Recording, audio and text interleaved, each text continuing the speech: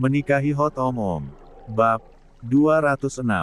Senggaknya Mahesa harus tahu cara menghargai perempuan yang udah hamil dan melahirkan anak-anaknya. Bukan main cerai lalu lepas tanggung jawab. Aku jelas nggak rela Jinggadi seperti itu kan, Mas. Dia harus dapetin semua haknya. Lagi, Gunadia menghela napasnya berat. Ya, terserah kamu saja. Kamu yang jelas tahu yang terbaik untuk anakmu. Rahmita tersenyum semringah. Kemudian mengecup pipi Gunadia penuh sayang. Makasih, Mas. Impianku akhirnya kecapai juga, Mas. Selama ini aku harus nahan sakit lihat kemesraan kamu sama Mbak Indah, tapi sekarang, semua ini udah jadi milikku.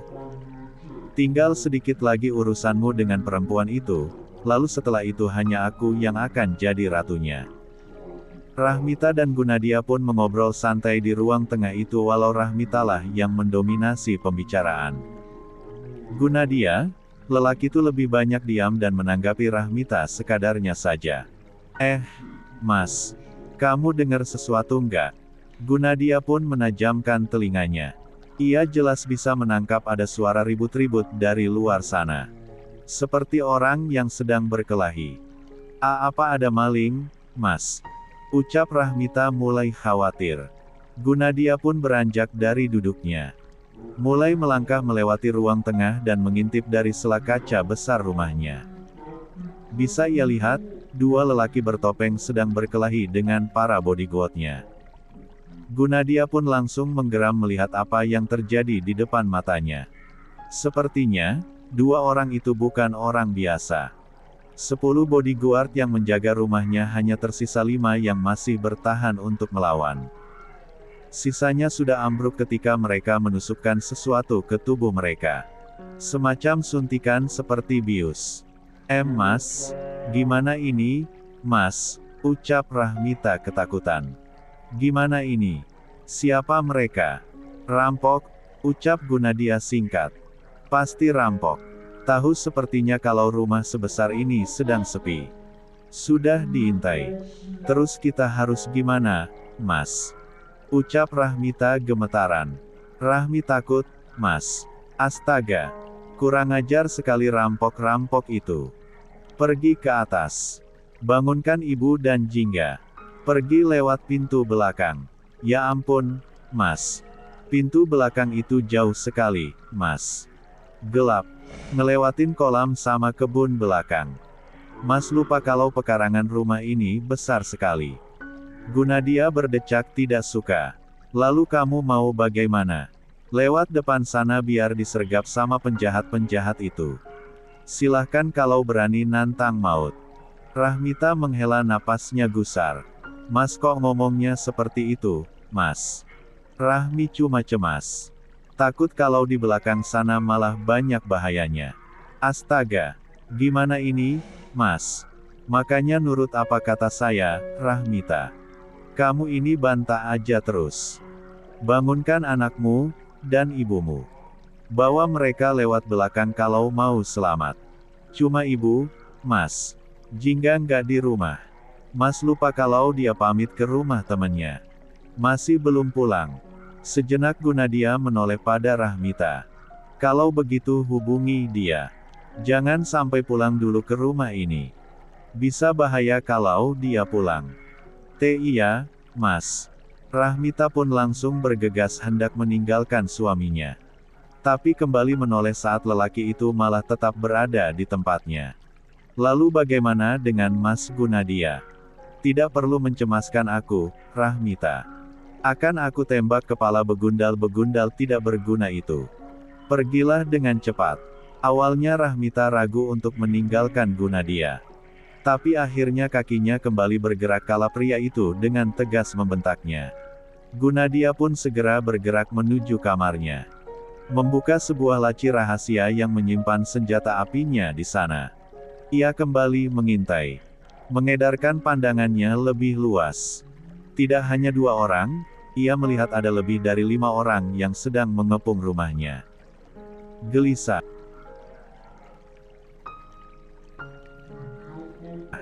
Tentu saja. Siapa yang tidak gelisah melihat orang-orang asing itu mengacau di rumahnya? Bahkan para keaman di rumahnya tumbang satu persatu. Tidak lama setelahnya, listrik di rumahnya pun padam. Jelas pasti mereka yang menyabotase rumahnya. Mengendap-endap, ia berswidyai di suatu tempat. Sial sekali ia tidak mengingat di mana ia meletakkan ponselnya, hingga ia kesulitan untuk meminta bantuan. Sementara di sisi lain, Rahmita sudah berada di kamar ibunya Sasmita. "Ayo, Bu. Kita harus cepat pergi dari sini.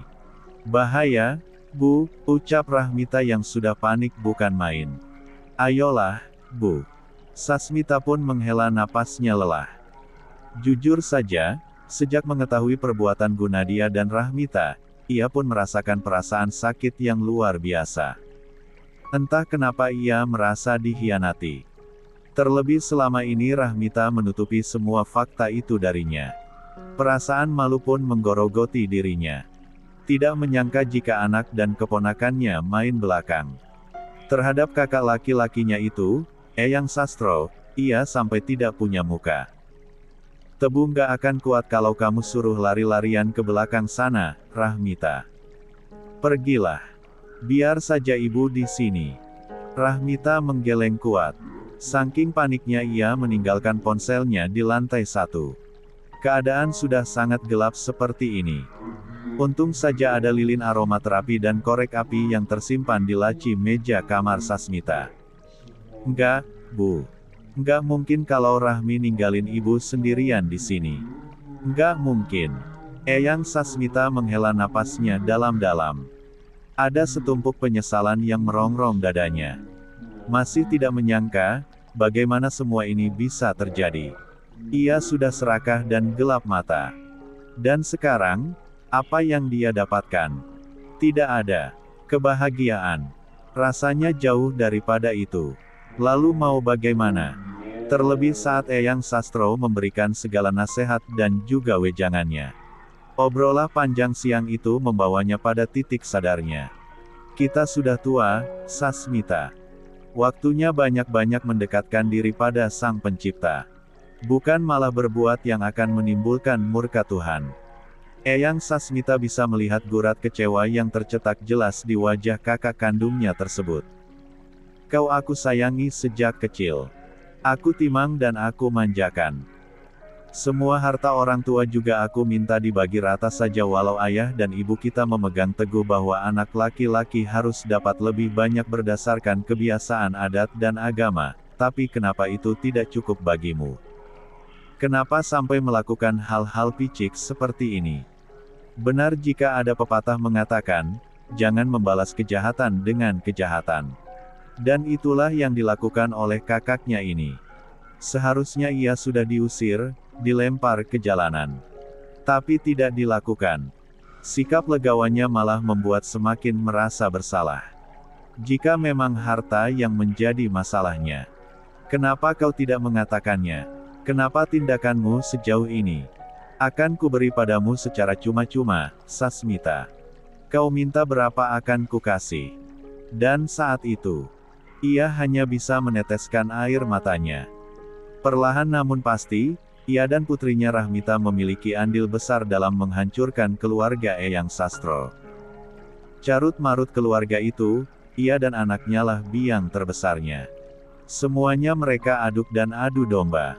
Hingga menimbulkan perpecahan yang sangat nyata. Kebusukan hatinya itu, entah kenapa bisa tercipta. Padahal hartanya habis karena ulahnya sendiri. Nafsu dan godaan itu membuatnya jatuh miskin. Ia terlalu boros dan sama sekali tidak bisa mengendalikan semuanya. Terlebih sejak suaminya tiada. Semua keinginan putrinya yang hidup dengan gayanya yang setinggi langit pun ia penuhi. Mereka tidak berpikir bagaimana akan bertahan esok hari. Yang penting hari ini bisa senang. Hingga akhirnya, seberapapun banyak yang mereka miliki habis juga. Tinggal rumah peninggalan orang tuanya yang masih tersisa. Itu pun tidak bisa dijual sebab sertifikat tanahnya ada pada Eyang Sastro.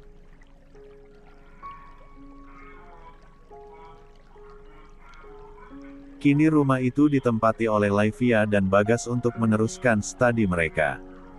Apa kau senang sekarang? Keluargaku sudah hancur-hancuran seperti ini, Sasmita.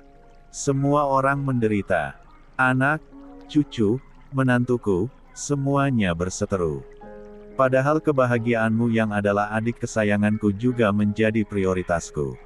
Tapi kamu seperti ini kan keluargaku. Inikah balasanmu? Rasa bersalah itu begitu menggerogotinya. Rasanya benar-benar tidak tega. Maafkan aku, Mas, aku benar-benar salah. Aku salah dalam mendidik Rahmita. Jelas semua ini kesalahanku. Aku juga tidak bisa mengendalikan diriku. Menurut anak ternyata membuat kehidupanku dan Rahmita semakin hancur. Aku pun tidak habis pikir akan sejauh ini akibatnya.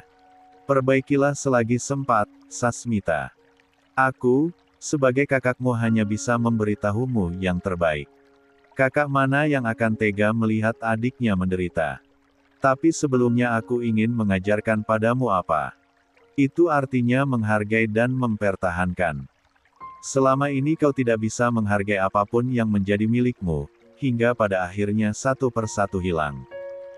Kau must memiliki Rahmita, beritahu dia selagi kau masih punya daya. Bawa dia kembali ke jalan yang benar. Pergilah dari sini dan bawa dia pergi. Akan aku berikan kalian kehidupan yang layak di luar sana tanpa menjadi benalu lagi di sini. Belajarlah dari anak sekecil Widya, yang mana dia tidak membalas semua keburukan dengan keburukan. Karena yakinlah, kau akan merasa malu dan semakin bersalah ketika orang yang kau sakiti malah memberikan kebaikan terhadapmu. Eyang Sasmita hanya bisa meneteskan air matanya jika mengingat pesan dari kakaknya tersebut sebelum. Puncak masalah ini meledak beberapa hari yang lalu. Perasaan malu itu semakin menggerogoti hatinya ketika melihat perlakuannya terhadap Widya. Padahal, anak itu masih menyambutnya baik ketika ia diam-diam menjenguknya tempo hari di rumah sakit. Sekarang hanya ada penyesalan. Rahmita keras kepala. Tidak bisa ia nasihati dan bersikeras mempertahankan hubungannya dengan Gunadia. La ingin membangun kehidupan rumah tangganya yang nyata bersama lelaki itu. Dan juga, ia berambisi untuk membahagiakan Jingga anaknya. Ia ingin memberikan keluarga yang utuh untuk putrinya tersebut. Dor, ark, suara tembakan mulai menggema. Teriakan nyaring pun mulai diperdengarkan. Di tempatnya, Rahmita semakin ketakutan.